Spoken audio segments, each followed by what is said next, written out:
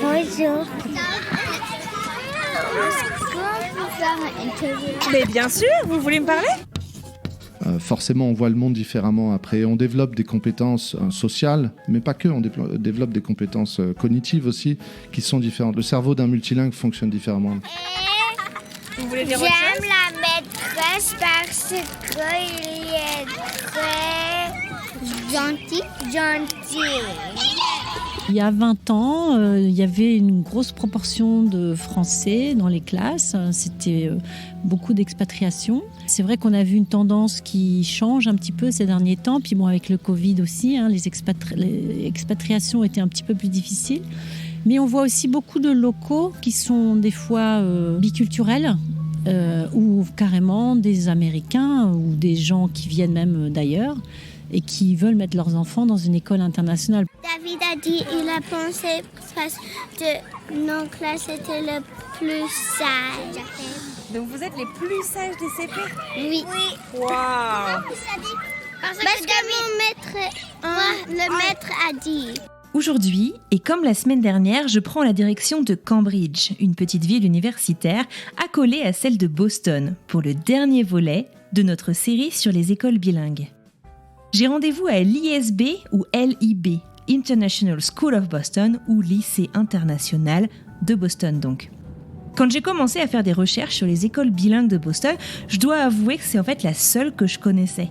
En effet, l'ISB fait office de bureau de vote pour les élections françaises, et donc la plupart des Français établis en Nouvelle-Angleterre se sont rendus au moins une fois sur ce joli campus.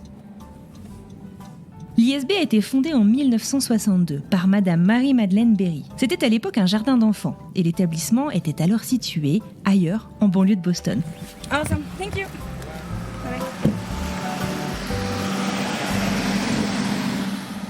Après toute une série de déménagements successifs tout autour de la métropole de Boston, l'école grandit et s'étoffe en cursus scolaire. Ainsi, elle s'offre une école élémentaire, puis un collège et enfin un lycée. Et depuis 2006, elle est homologuée par les autorités françaises et offre aussi le baccalauréat international. Il est 7h30, je viens tout juste d'arriver et j'ai rendez-vous avec Caroline Marlard, la directrice marketing qui m'a énormément aidée à organiser cette journée en immersion. Morning. Good are you? I'm meeting with Caroline Marlard. What time? 7:30. Just to help me out, are you... Here for a podcast. I'm spending the morning in the elementary school. Oh, okay. Doing a few interviews. Okay. Vous êtes française en fait? Oui. Ok, merci beaucoup pour aider-nous, hein? C'est super. Elle arrive tout de suite, je suis sûr. Donc,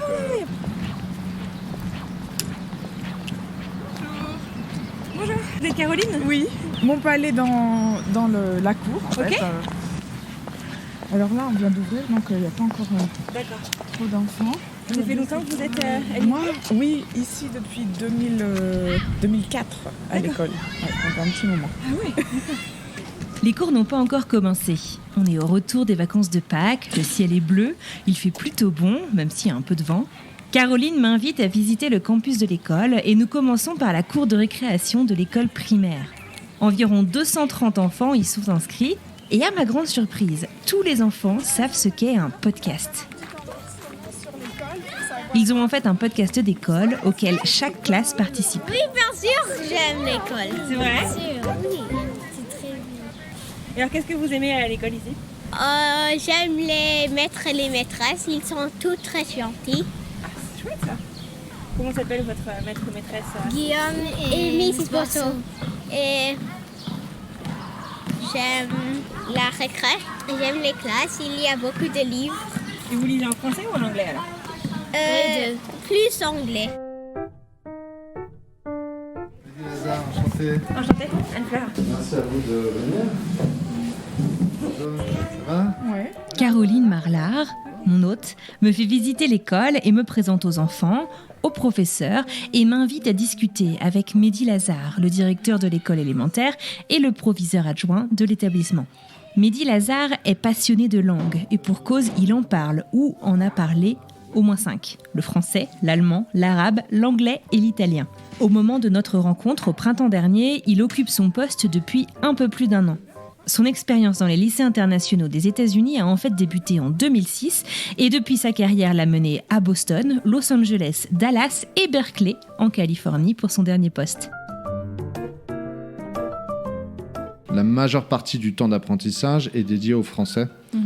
La langue française, la culture française, les programmes français, parce que c'est ce qu'on appelle un modèle immersif. Donc les élèves ont besoin d'être immergés pendant longtemps et pendant la semaine, pendant un certain temps, dans la langue cible, qui est la langue française. En revanche, à la fin du collège, et notamment le collège à l'anglo-saxonne, on ouvre vers 2 tracks possibles, le bac français et le bac international. Ce qu'on a fait également, c'est qu'on a ajouté des 3e langues, 3e, 4e langues. Donc nous, on a une 3e langue avec l'éveil aux langues dès la maternelle. Et dès le CE1, les élèves choisissent, ils ont le choix entre le chinois, le mandarin, le chinois mandarin, et l'espagnol pour l'étude de leur 3e langue qu'ils gardent en fait du CE1 jusqu'au CM2. À la maternelle, avant, ils ont les 2. Ils font 6 mois de mandarin et 6 mois d'espagnol. Donc c'est l'éveil aux langues. Donc on a une 3e langue très tôt. Une 3e langue très tôt, c'est justement une des grandes originalités de l'ISB. Si beaucoup de personnes, moi la première, je l'avoue, avant de réaliser cet épisode, l'appellent encore École française ou Lycée français de Boston, il s'agit en fait et avant tout d'un lycée international. Et ce, même si la plus grande communauté internationale qui le fréquente est française. À ce sujet, j'ai échangé avec Marielle Duriot, qui est institutrice à l'école élémentaire. Il y a 20 ans, il y avait une grosse proportion de Français dans les classes. C'était beaucoup d'expatriation. C'est vrai qu'on a vu une tendance qui change un petit peu ces derniers temps. Puis bon, avec le Covid aussi, les expatriations étaient un petit peu plus difficiles. Mais on voit aussi beaucoup de locaux qui sont des fois biculturels. Ou carrément des Américains ou des gens qui viennent même d'ailleurs et qui veulent mettre leurs enfants dans une école internationale, parce que ce n'est pas forcément qu'une école française. On a plutôt un label international maintenant, donc le français est très important bien sûr, puisque c'est une des langues en immersion en maternelle. Mais ensuite on a l'anglais qui est en primaire 50-50 à partir du CE2, la classe que j'enseigne justement. Donc il y a un switch. Et ensuite, suivant l'âge des enfants, quand ils arrivent au collège, le collège est plutôt français, mais ils ont quand même des matières en anglais. Et après, il y a plusieurs tracks suivant ce que veulent faire les étudiants. Donc c'est pour ça aussi que ça s'est un petit peu plus internationalisé, parce que on a ouvert avec des sections internationales. Donc il n'y a pas que des Français en fait. J'ai beaucoup d'enfants qui parlent les 2 langues à la maison ou qui ne parlent pas du tout français. Et les vraiment français, je dirais un tiers peut-être.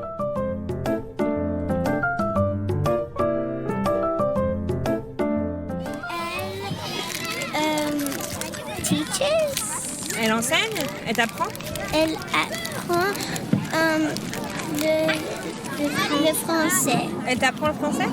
J'aime cette école parce que tu apprends et c'est fun. Et c'est amusant. Et c'est amusant à la même temps. On a regardé notre mission d'établissement, qui est vraiment d'offrir aux élèves un enseignement bilingue, mais aussi un enseignement culturel qui leur permet d'être ouverts sur le monde. Et on s'est dit, comment est-ce qu'on peut faire ça de mieux en mieux ? Parce que notre but, c'est toujours d'améliorer ce qu'on fait pour offrir la meilleure offre éducative possible aux élèves et aux parents.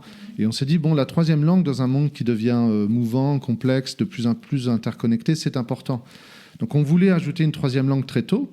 On sait que ça a des bénéfices sur la capacité des élèves à apprendre ensuite une 3e, une 4e, une 5e langue, mais aussi que ça avait des bénéfices sur l'ouverture culturelle sur le monde, la capacité à voir les choses d'une autre façon, la capacité à développer une empathie pour une autre façon de penser, une autre façon de voir les choses, une autre façon d'appréhender un problème, un événement, etc. Donc pour nous, c'était important de continuer sur cette lancée-là. On voulait aussi, et c'est ce qu'on fait avec le mandarin, offrir une langue qui soit non européenne, une langue qui ne soit pas une langue romane non plus. Bon, on a l'anglais, mais on a quand même le français, l'espagnol, des langues. Ce sont des langues très centrées sur l'Europe. Donc on voulait offrir une langue qui ne soit pas une langue européenne pour vraiment donner à nos élèves une dimension mondiale dans leur apprentissage. Et notamment avec des langues qui sont complexes comme ça, pour nous, les locuteurs de français ou même d'anglais, c'est important de commencer tôt.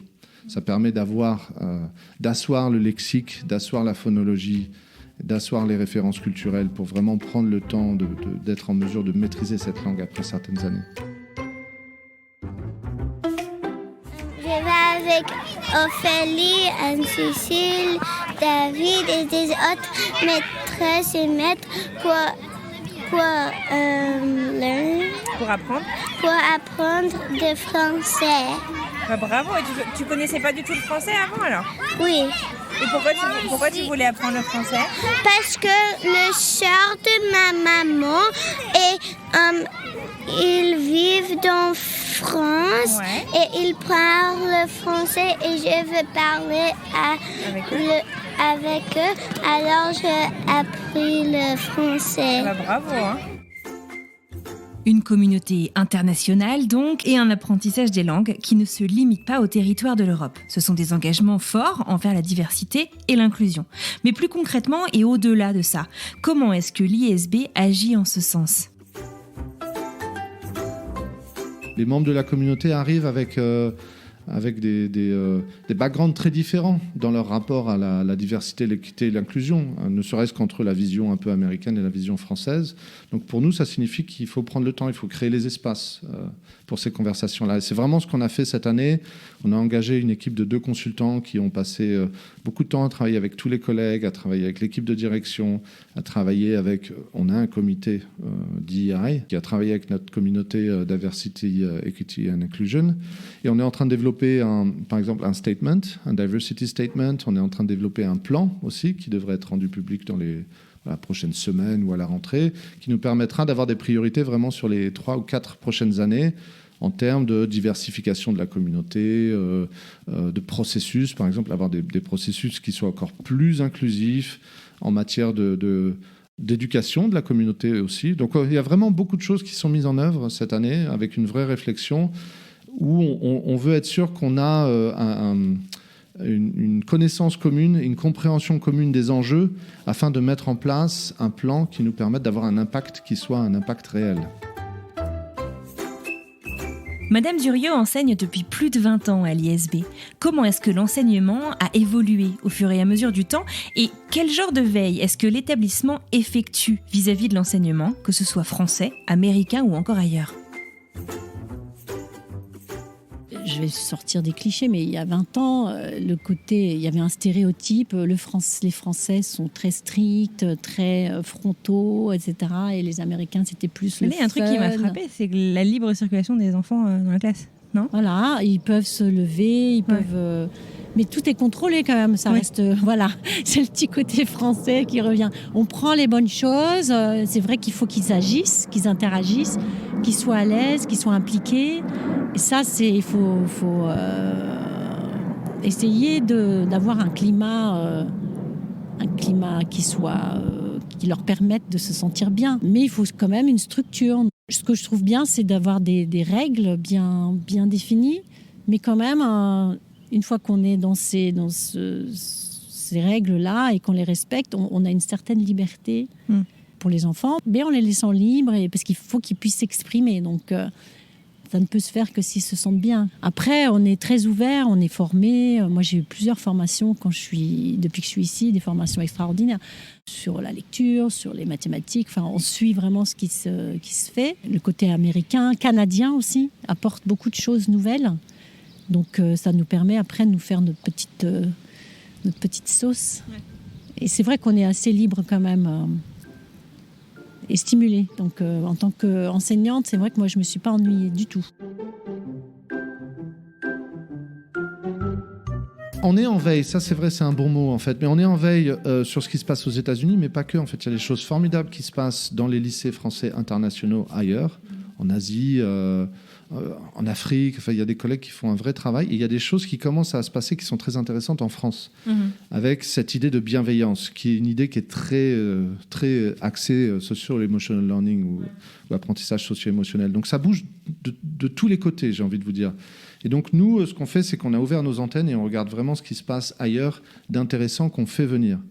Après, une chose qu'on a remarqué, c'est qu'il faut aussi des ressources. Donc, par exemple, cette année, on a commencé sur le primaire à avoir une psychologue scolaire ou school counselor qui est à plein temps dédiée au primaire et qui est en charge d'une partie de notre apprentissage socio-émotionnel.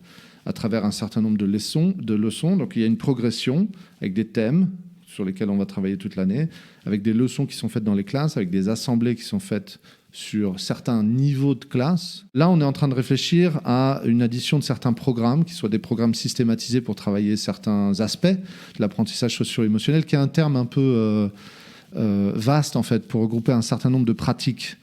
Donc les pratiques peuvent être construction de la communauté, réparation d'un certain nombre de dommages qui a été fait à des membres de la communauté ou à des espaces de la communauté, mais ça peut être aussi apprendre aux enfants à réguler leurs émotions, manager leurs émotions, réguler leur rapport avec eux-mêmes ou réguler le rapport aux autres, mais aussi réguler le rapport à la planète. Pour nous, ça passe quand même dans une action d'éducation à l'environnement, mais aussi par du SIL, parce que c'est quand même dans une certaine mesure le rapport aux autres et notre responsabilité individuelle vis-à-vis du collectif.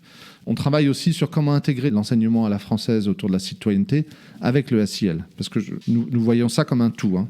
Le rapport aux autres, le rapport à soi et le rapport à la planète. Et on essaye de voir comment aussi mieux communiquer avec notre ancrage local pour avoir une action, pour avoir un impact sur l'ancrage local.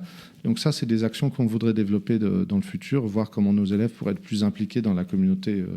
Vous avez des exemples d'actions justement au niveau local ? Oui, ce qu'on a fait par exemple cette année, c'est un partenariat avec un animal shelter, donc un refuge pour animaux. Un refuge pour animaux. Et en fait, on a demandé à des enfants de venir avec des denrées alimentaires ou des jouets pour les animaux, afin de pouvoir rendre la vie de ces animaux un petit peu plus agréable. Et du coup, chaque classe a adopté un animal, de façon un peu symbolique. Les classes ont récolté des choses, on a été les porter au refuge, et puis ensuite on a reçu par exemple des photos de l'animal avec tous les petits jouets ou tout ce qui avait été rapporté par les classes. Donc là on a créé une relation, un partenariat avec un acteur local pour faire quelque chose pour améliorer, on va dire, la communauté locale. Et donc là, on est typiquement, je trouve, dans le SIL, avec des actions qui ont du sens, qui sont concrètes pour les élèves, qui sont des actions authentiques et qui permettent de se placer soi dans un tout un petit peu plus large. Alors, on parle d'ancrage local et international, mais on a oublié un petit morceau. L'École internationale de Boston est aussi très ancrée au sein de deux réseaux, l'AEFE et le MLF. Deux réseaux que l'école considère comme une grande force au quotidien et plus particulièrement tout au long de la pandémie du Covid. L'AEFE, c'est en fait l'Agence pour l'enseignement du français à l'étranger et c'est la branche du ministère des Affaires étrangères qui s'occupe de l'éducation française à l'étranger. Tandis que la MLF, ou Mission laïque française, c'est une association qui, elle, est dédiée à la promotion de la langue et de la culture française et pour ce faire, en fait, qui crée, opère et soutient une centaine d'établissements partout dans le monde. Et en fait, les deux sont très présents pour nous. Pour vous donner un exemple, pendant la crise sanitaire, nous avions des réunions hebdomadaires avec l'AEFE à Washington, et notamment en fait, l'attaché éducatif à Washington, qui nous aidait d'un point de vue institutionnel, un peu moins pédagogique, mais aussi sur du soutien financier, du soutien institutionnel, du soutien pour sécuriser les visas, pour que nos professeurs puissent venir en J1 malgré le travel ban. Les écoles françaises à l'étranger ont toujours sécurisé leurs visas. Et ça, c'est grâce au travail de l'AEFE. La MLF nous soutient absolument très activement en termes de pédagogie, par exemple, avec des formations, des webinaires, on a des réunions. Et puis, il y a bien sûr l'inspecteur de l'éducation nationale qui est basé à Ottawa, avec son équipe qui soutient aussi toutes les écoles d'un point de vue pédagogique. Donc, il y a eu énormément de ressources qui ont été créées pendant la crise sanitaire pour soutenir les enseignants. Il y a eu des réunions, il y a eu des groupes de travail. Donc, on a vraiment un réseau formidable qui nous permet d'avoir une synergie des bonnes pratiques, des choses à faire, et puis aussi d'échanger. Et c'était particulièrement utile ces 3 dernières années, bien sûr. I wanted to get a French diploma for my dream job. What's your dream job? An ethnobotanist. What's that? So basically, you go around the country, and basically, you go around the world, basically, and you study plants for medicine for pharmacies, and you study the plants for medicine and stuff, which I really want to do. I mean, I am trying, but sometimes it's a little difficult with the conjugations and stuff. I know. Et mon prof fait des blagues. Ah, ils font des blagues? Est-ce que tu as une blague à partager avec nous? Oui. Parfois, on dit où est quelqu'un et après il dit dans la poche. Je suis bon public. Je vous le disais tout à l'heure, l'ISB, l'École internationale de Boston, est accréditée par l'État français, mais aussi par l'État du Massachusetts. Alors, du coup, je me suis posé la question, quand on atteint un objectif pédagogique dans le programme, est-ce qu'il faut l'atteindre en français et en anglais ? Ou est-ce que s'il est atteint dans une langue, on considère qu'il est acquis tout court ? Alors ça, c'est le point même de l'harmonisation, par exemple avec ma collègue. Donc, je vous donne l'exemple parce que c'est ce que je fais avec elle. En mathématiques, on a plein de choses en commun. Donc, par exemple, c'est elle qui va introduire une notion, par exemple l'apprentissage de la soustraction, par exemple, et elle va commencer en anglais. Et moi, je vais prendre le relais en français. D'accord. Donc, ça permet aussi aux enfants qui sont peut-être pas aussi forts dans une des langues d'avoir aussi un apprentissage dans l'autre, mais c'est pas de la redondance. On n'est pas en train de refaire la même notion. On rebondit sur ce que le collègue a fait. D'où l'intérêt de connaître le programme de la collègue. Alors, moi, j'ai la chance, c'est que ma collègue est bilingue aussi. Donc, voilà, on connaît bien les programmes. Et par exemple, même en langue, on pourrait croire que chacun a sa petite discipline. Et en fait, toutes les notions de grammaire, le nom, l'adjectif, tous ces trucs, toutes ces choses-là, les classes grammaticales, on peut aussi rebondir et dire, voilà, c'est comme en anglais ou c'est comme en français. Et moi, je trouve que c'est important pour les enfants qui ne cloisonnent pas dans chaque langue. Donc voilà, donc on y arrive bien. On a des bons résultats.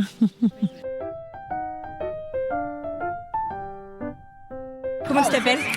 Margot, T'as quel âge ? 13 ans, T'es en quelle classe ? 4e, T'es depuis combien de temps à l'ISB ? 8 mois, Ah ouais, tout nouveau ? T'étais où avant ?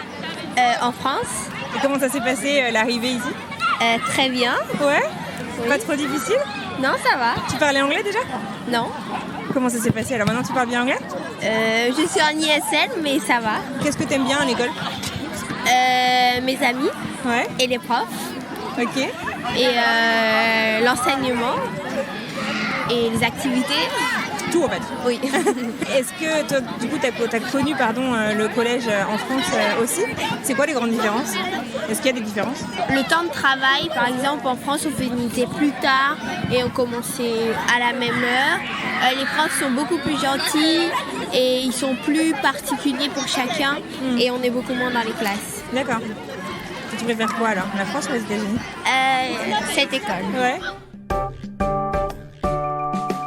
Vous avez cette classe qu'on a vue, un jour sur 2. Oui, donc j'ai 2 classes. Vous avez 2 classes, c'est ça que je me demandais, ouais, voilà. D'accord. Parce que là, pendant que j'enseignais à cette classe qui s'appelle les 3A, les 3B sont en anglais. D'accord. Avec ma collègue. Et demain, je récupère les 3B. D'accord. Et les 3A vont et on change. D'accord. Je ne sais pas si vous avez remarqué, mais que ce soit dans l'école publique de Milton, que je vous présentais dans le tout premier épisode de cette série il y a 15 jours, à l'EFGB, l'école communautaire dont nous parlions la semaine dernière, ou encore ici même, à l'ISB, beaucoup de personnel avec qui j'ai parlé et beaucoup de personnel qui constitue ces écoles fut tout d'abord parents d'élèves, avant d'intégrer le projet d'établissement pour devenir enseignant, DRH, directeur du marketing ou encore chef d'établissement. Un signe, s'il en fallait un, que ces 3 établissements et leurs approches pédagogiques sont tous 3 d'excellentes options pour nos enfants.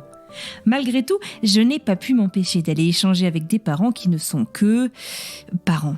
J'ai rencontré Mélanie, maman de 4 enfants arrivée à Boston il y a 5 ans. Mélanie me parle du Welcome Committee. Elle-même, elle est devenue Welcome Committee member.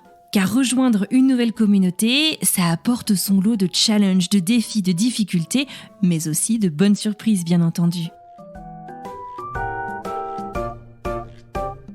Alors on est juste des parents, mais avec un peu plus d'expérience. Ouais. Et l'école nous propose de faire partager notre expérience aux nouveaux parents. Et en fait, quand les familles arrivent, on nous a plus ou moins assigné des familles, 1, 2, 3, ça dépend du nombre de familles qui arrivent par an. Ouais. Et notre travail, c'est juste être un parent qui partage son expérience avec les nouveaux parents qui ne connaissent pas forcément l'environnement.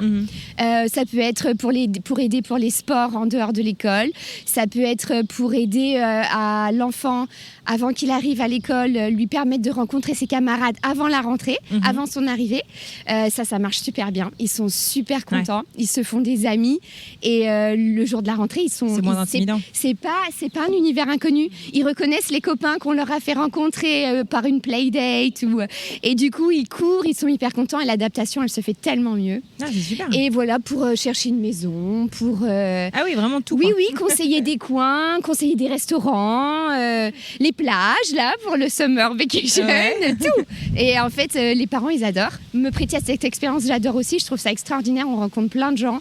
De mon expérience, ils sont heureux de m'avoir rencontré et ils me remercient de les avoir aidés. Et moi, c'est ça qui me fait plaisir.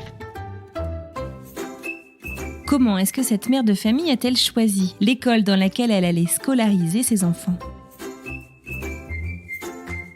La chose la plus importante pour moi, c'était l'école pour les enfants.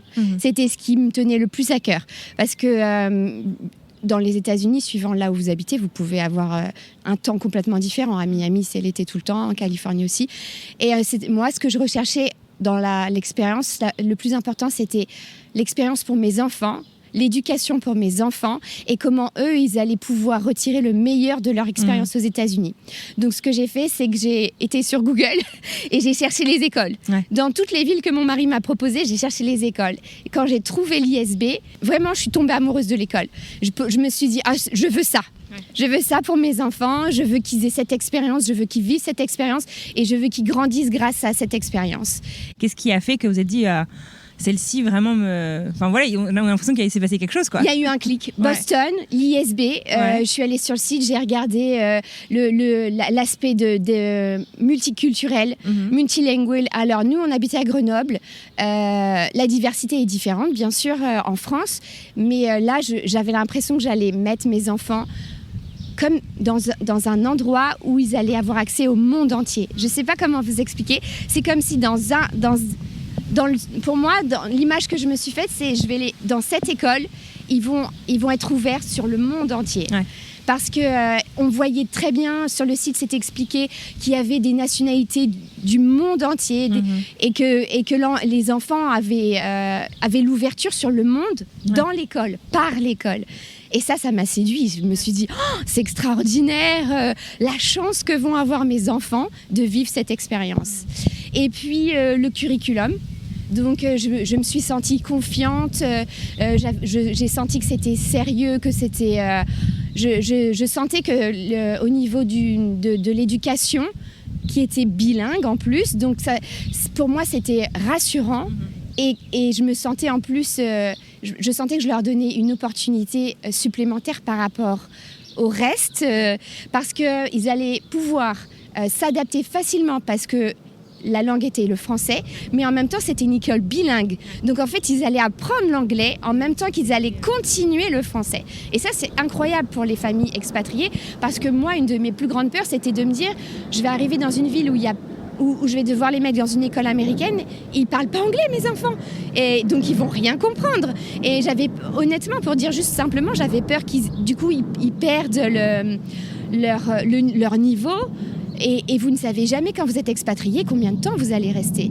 On vous dit c'est un contrat de 3 ans, mais peut-être que vous allez rester 1 an, 2 ans, 3 ans, vous ne savez pas. Et si au bout d'1 an, vous devez repartir et que vous n'avez pas eu l'opportunité de rentrer dans une école exceptionnelle comme celle-là, comment votre enfant il va pouvoir se réadapter au retour en France ? Est-ce qu'il aura toujours le niveau pour aller dans la classe où il est censé aller ?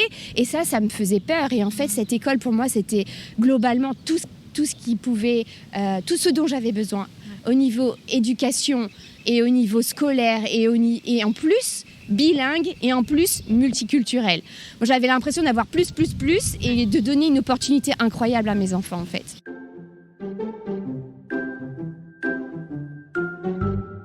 Comment savoir dans quelle école, dans quelle méthode d'apprentissage, dans quelle pédagogie nos enfants vont s'épanouir, grandir, apprendre, maintenir le français ? J'ai posé la question à tous mes interlocuteurs. Quels seraient les messages qu'ils souhaiteraient vous adresser à vous, famille, qui vous posez encore la question ? Que les mamans veulent savoir, et les parents en général, c'est le niveau, etc. Bon, moi, je suis absolument satisfaite du programme qui a été donné à mes enfants. Ils ont fait des parcours différents d'ailleurs. Ils ont gradué ici. Je suis fan, quoi. Il y a pas. Je suis convertie et si je devais le refaire, je le referais. Il faut voir à long terme. Voilà.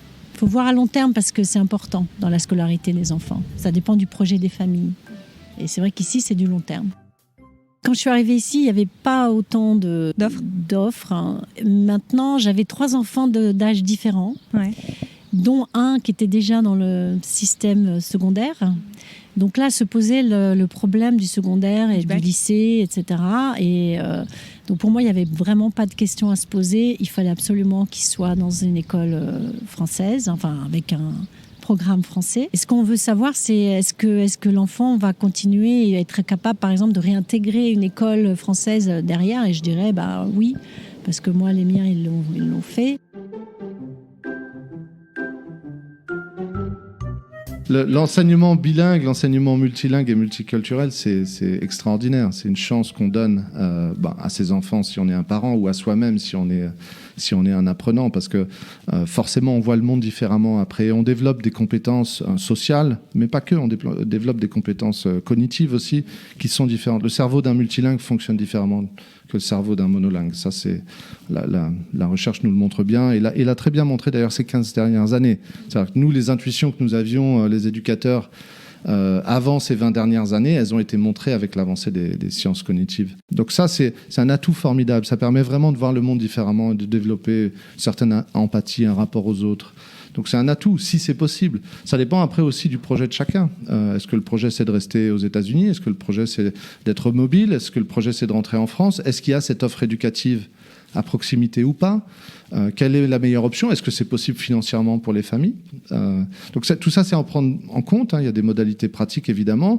Autant que possible, pour ceux qui ont le français en langue d'héritage, il est très important de le garder, ne serait-ce que pour avoir un lien avec la France, la culture française et la famille. Donc là, si c'est pas possible de le faire dans un établissement tel que le lycée international de Boston, quel autre moyen pourrait être trouvé pour que ça soit fait ? Il y a des tas de gens qui proposent des tas de choses. Ici, c'est extraordinaire parce que nous, toute notre mission, c'est de proposer des conditions qui soient optimales pour l'apprentissage de 2 langues. Je veux dire, c'est notre cœur de métier, c'est notre travail, donc on le fait très bien.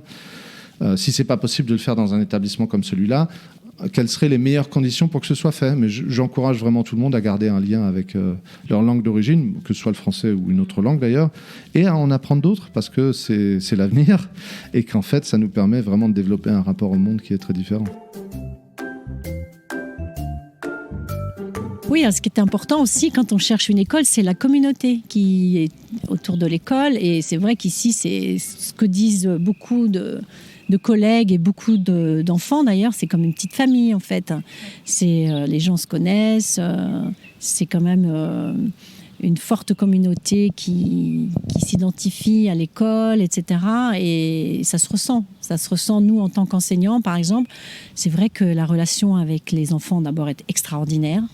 Franchement, moi, je pense que je ne pourrais pas trouver mieux ailleurs. Et la communauté des parents aussi. On a des contacts avec eux par les réunions parents-profs, mais aussi quand on les voit à la sortie ou quand on fait les potlucks ou les fêtes, le gala, tout ça.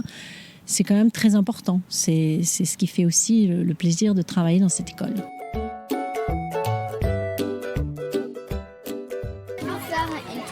Mais bien sûr, vous voulez me parler ? Eh bien venez, alors je vous écoute. Aussi Marion veut faire aussi. On a j'aime après c'est recrée. J'aime l'école. Ouais. Parce qu'on apprend beaucoup de choses. Et on rencontre des nouveaux amis. Et c'est très chouette. Ouais. Et j'aime l'école beaucoup. Si on parle du futur de l'ISV, donc là, si j'ai bien calculé, l'école a 60 ans. C'est ça. C'est l'acteur historique de l'enseignement bilingue dans la région de Boston, en tout cas en français. Quels sont les projets que réserve le futur au LIB ou à l'ISB ? Beaucoup de projets très excitants. On a un plan stratégique qui court là jusqu'en 2023. On a dû évidemment se concentrer sur le Covid ces dernières années. L'école a fait un travail formidable pour rester ouvert. Donc là, maintenant qu'on commence à sortir de la crise sanitaire, on va se reconcentrer sur nos priorités stratégiques. Avoir des effectifs qui sont en croissance. notamment au niveau du lycée. Ça, c'est un véritable objectif stratégique, c'est en fait d'étoffer ce lycée, avoir plus d'élèves, ce qui permet aux élèves d'avoir plus d'opportunités de rencontrer d'autres élèves, d'être ouverts à d'autres points de vue, d'avoir d'autres expériences sociales, mais aussi d'avoir d'autres expériences et d'autres offres d'un point de vue académique. Pour cela aussi, trouver un espace qui soit un espace absolument adapté au lycée. Donc nous sommes plutôt en recherche active d'un espace dédié au lycée, avec le chef d'établissement qui est très concentré là-dessus. On a un comité du board qui est aussi très concentré là-dessus. On va continuer à étoffer notre offre académique comme on l'a fait là, par exemple, avec la 3e langue. On le fait avec l'apprentissage socio-émotionnel. On le fait avec beaucoup de nouvelles progressions sur le STEM. On le fait avec tout un travail qu'on fait sur la diversité, l'équité et l'inclusion. Vous voyez, on est vraiment toujours dans cette recherche d'un enseignement qui soit le plus qualitatif possible pour nos élèves. On veut vraiment aussi se reconnecter après la crise. On a vu l'importance de la communauté et l'importance des relations. Donc, on veut vraiment se reconnecter avec nos anciens élèves également. Moi, j'ai la chance d'avoir enseigné à certains de ces anciens élèves qui sont maintenant, qui ont été à l'université, qui sont dans la vie active. Et on sait qu'ils sont aussi en demande de relations avec leur ancien lycée. Donc, voilà, une des pistes qu'on a, c'est vraiment aussi faire connaître le lycée international de Boston dans la région de la Nouvelle-Angleterre et connecter avec la communauté au sens large. Au revoir. Au revoir. Bonne journée. Merci à vous aussi. Et voilà, c'est terminé pour aujourd'hui. Je tiens à adresser un immense merci à Caroline Marlard pour m'avoir aidée et permis de réaliser ce documentaire au sein de l'école. Je tiens également à remercier tout le personnel que j'ai rencontré, ainsi que les enfants et les parents d'élèves. J'espère que cette série d'épisodes vous aura plu et vous aura permis d'y voir un peu plus clair sur les différentes options qui se présentent à vous lorsque vous arrivez à l'étranger et que vous cherchez où scolariser vos enfants. N'hésitez pas à partager cette série autour de vous, à nous laisser une pluie d'étoiles sur Spotify et Apple Podcasts, ainsi qu'à nous laisser un petit mot. Ça nous aide énormément à faire grandir le podcast et, on va pas se mentir, c'est aussi très encourageant. Avant de vous quitter, je vous propose un petit extrait quant à l'histoire que nous découvrirons mardi prochain.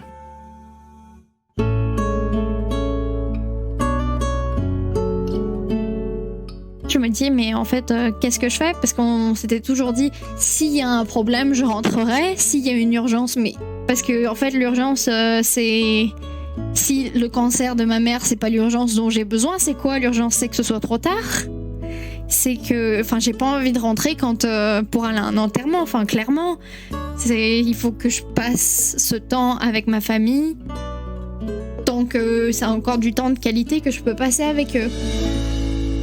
Encore merci à vous de nous avoir écoutés. Je vous souhaite une très belle semaine et je vous dis à mardi prochain pour une nouvelle histoire.